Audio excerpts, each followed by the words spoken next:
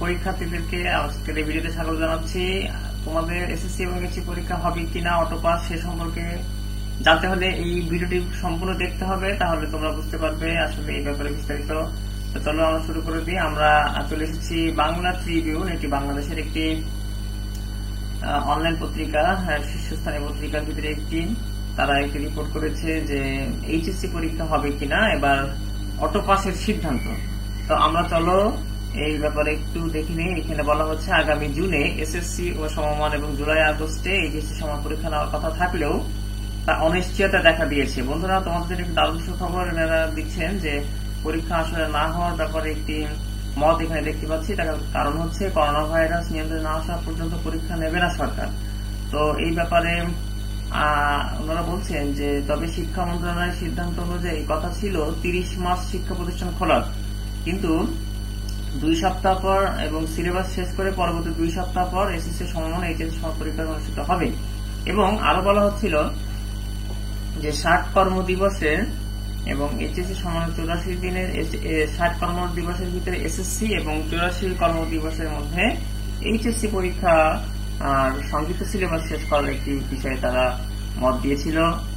এরপরে কিন্তু করোনা ভাইরাসের সংক্রমণের কারণে গত বছরে সেটা বেড়ে যায়, ছুটি বাড়ানো হয় 22 মে পর্যন্ত। তো 84 কর্মদিবস এবং 60 কর্মদিবসের পরে পরীক্ষা নেওয়ার কথা থাকলেও মূলত কোভিড-19 এই প্রেক্ষাপটে এখন এটি আপাতত সম্ভব হচ্ছে না। তো সেক্ষেত্রে আমাদেরকে আরো বিস্তারিত জানার জন্য অপেক্ষা করতে হবে। এবং এখানে বলছে যে জাতীয় টেকনিক্যাল পরামর্শ কমিটির সদস্য ডক্টর কাজী তারিকুল ইসলাম গণমাধ্যমে দেওয়া সাক্ষাৎকারে বলেন, আমার মনে হয় আগামী 3 মাসের আগে হয়তো করোনা ভাইরাস পরিস্থিতি স্বাভাবিক অবস্থা আসবে না। তো বন্ধুরা, করোনা ভাইরাস পরিস্থিতি যদি স্বাভাবিক অবস্থায় না থাকে তো সেক্ষেত্রে পরীক্ষা নেওয়াটা খুবই অসম্ভব। এবং এখানে লকডাউনের কথা বলা হচ্ছে যে লকডাউনের মধ্যে ফর্ম পূরণ করে কেউ বাকি থাকলে লকডাউনের পরীক্ষা সম্পন্ন করা হবে। এবং এখানে বন্ধুরা আমরা আরো একটি মাধ্যমে জানতে পেরেছিলাম যে এবার এসএসসি পরীক্ষা যদি নেওয়া সম্ভব না হয় সেক্ষেত্রে অনলাইনে পরীক্ষা। তা বন্ধুরা একটি জিনিস তোমরা লক্ষ্য করো যে অনলাইনে পরীক্ষাটাও কিন্তু সম্ভব নয়, কারণ আমাদের যে রিটেন পরীক্ষাটি রয়েছে সেটি অনলাইনে প্রকাশ করতে গেলে অনেকটা বাধার সম্মুখীন হবে। তো আমরা আপাতত ধরে নিচ্ছি যে এসএসসি পরীক্ষা এবং এইচএসসি পরীক্ষার জন্য তোমাদের একটা অটো পাসের একটা হয়তোবা সিদ্ধান্ত চলে আসার খুবই একটা জোরালো এ রয়েছে। তো চলো আমরা অন্যান্য এগুলো একটু দেখি। অন্যান্য বাংলাদেশের জাতীয় দৈনিক যেমন প্রথম আলো তারা এখানে একটি ইয়ে করেছে, এসএসসি ফর্ম পূরণ সংক্রান্ত তারা একটি বিষয় এখানে জানাচ্ছে যে এসএসসি ফর্ম পূরণ।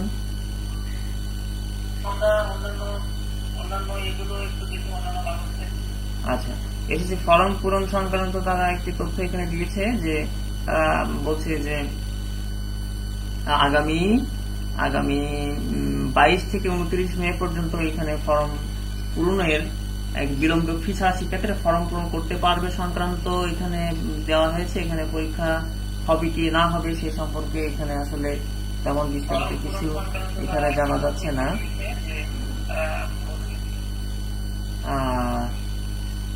এরপরে আমরা এখানে দেখতে পাচ্ছি যে এখানে মূলত প্রথম আলোতে তেমন পরীক্ষা হওয়া না হওয়া নিয়ে তেমন কোনো নিউজ করা হয়নি, কিন্তু এখানে বলা হচ্ছে যে ফর্ম পূরণের একটি আমরা দেখতে পাচ্ছি।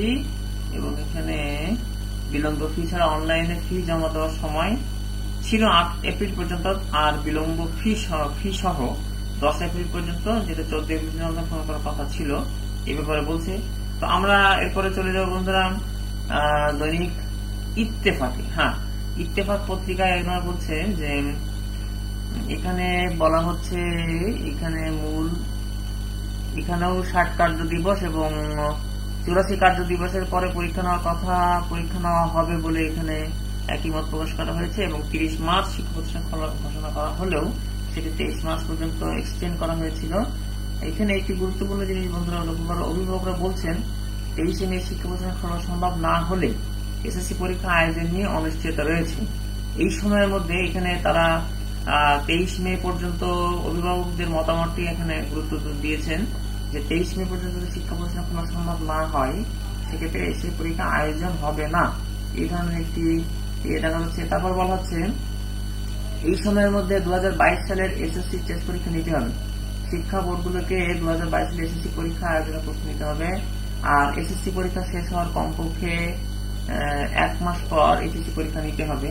তো বন্ধুরা, এখানে এই দৈনিক ইত্তেফাক পত্রিকা এখানে যেটি বোঝা যাচ্ছে সেটা হচ্ছে যে আসলে এই পরীক্ষাটি যদি 23 মে পরে যদি কোনো মতে স্কুল খোলা সম্ভব না হয়, সেক্ষেত্রে টেস্ট পরীক্ষা এবং অন্যান্য পরীক্ষা মিলিয়ে সবকিছু মিলিয়ে এটি অনেকটা লম্বা একটি সময় হয়ে যাচ্ছে। তো সেক্ষেত্রে পরীক্ষা নেওয়া সম্ভব হবে কিনা সেটি অনিশ্চয়তার দিকে ধাবিত হচ্ছে বলে এখানে আশা করা যাচ্ছে।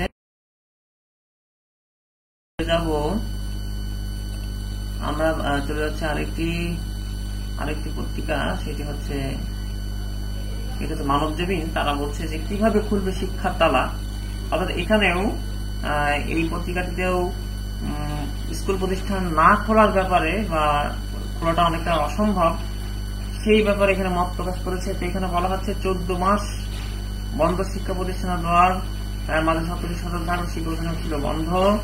কিন্তু এই পরিস্থিতিতে এখানে বলা হচ্ছে যে গ্রাম অঞ্চলের অবস্থা করুন, বাড়ছে বাল্যবিবাহ।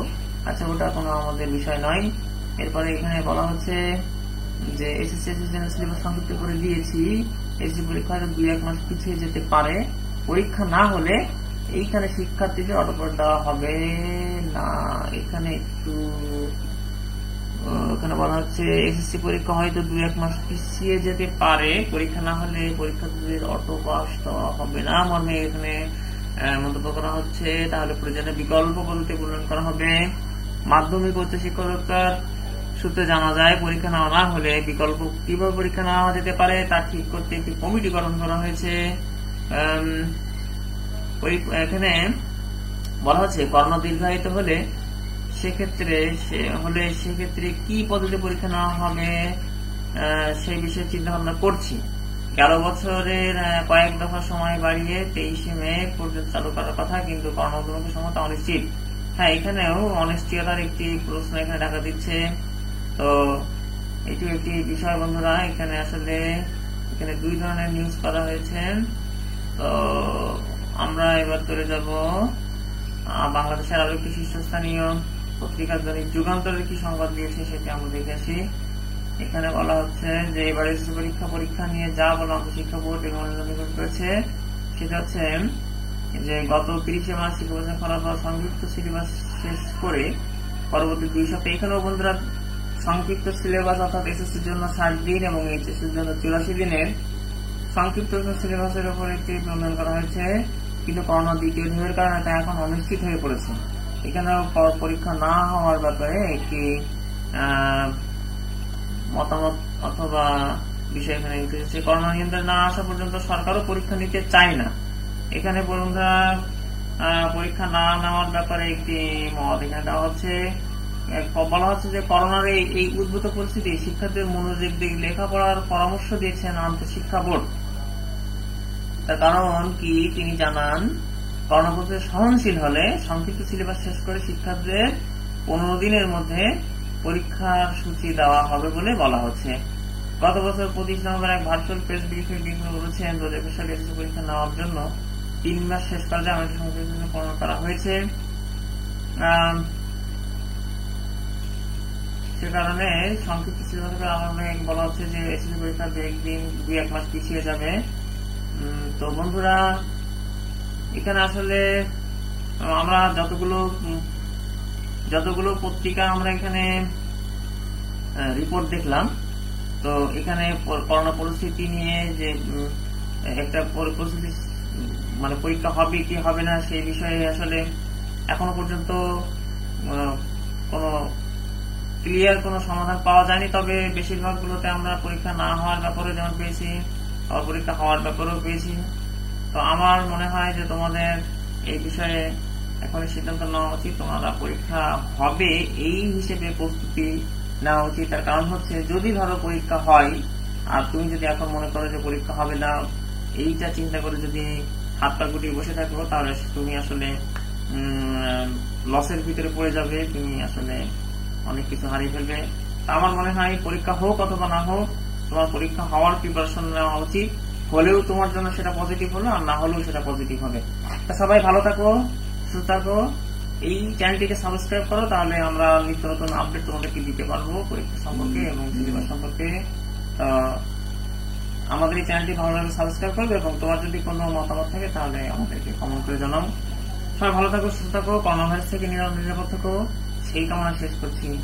আসসালামু আলাইকুম।